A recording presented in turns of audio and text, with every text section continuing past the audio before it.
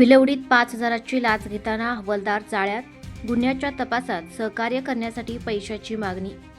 गुन्ह्याच्या तपासात मदत करण्यासाठी आणि पोलीस कोठडीऐवजी न्यायालयीन कोठडी मिळवून देण्यासाठी 5,000 रुपयांची लाच स्वीकारताना भिलवडी पोलीस ठाण्यातील हवालदार संतोष गोविंदराव बेंबडे वय वर्ष 47 राहणार कवठेमंकाळ याला रंगेहात पकडण्यात आले.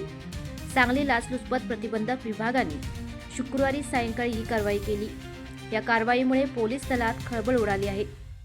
याबाबत अधिक माहिती अशी की तक्रारदार आणि त्यांच्या नातेवाईकांविरुद्ध भिलवडी पोलीस ठाण्यात विविध कलमान्वये गुन्हे दाखल आहेत. या गुन्ह्याचा तपास हवालदार संतोष बेंबडे यांच्याकडे होता.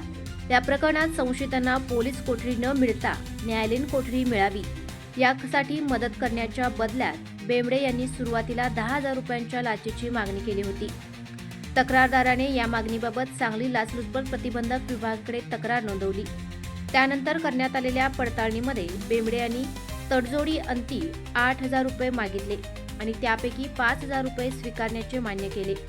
शुक्रवारी सायंकाळी 4:25 सुमारास भिलवडी ग्रामपंचायतीच्या पाठीमागे असलेल्या रेस्ट रूममध्ये 5,000 रुपये स्वीकारताना पंचांच्या उपस्थितीत एसीबीच्या पथकाने बेंबडे यांना रंगेहात पकडले. त्यांच्याकडून लाचेची रक्कम, मोबाईल फोन आणि शासकीय ओळखपत्र जप्त करण्यात आले आहे. या प्रकरणी भिलवडी पोलीस ठाण्यात भ्रष्टाचार प्रतिबंधक कायद्यान्वये गुन्हा नोंद करण्याची प्रक्रिया रात्री उशिरापर्यंत सुरू होती.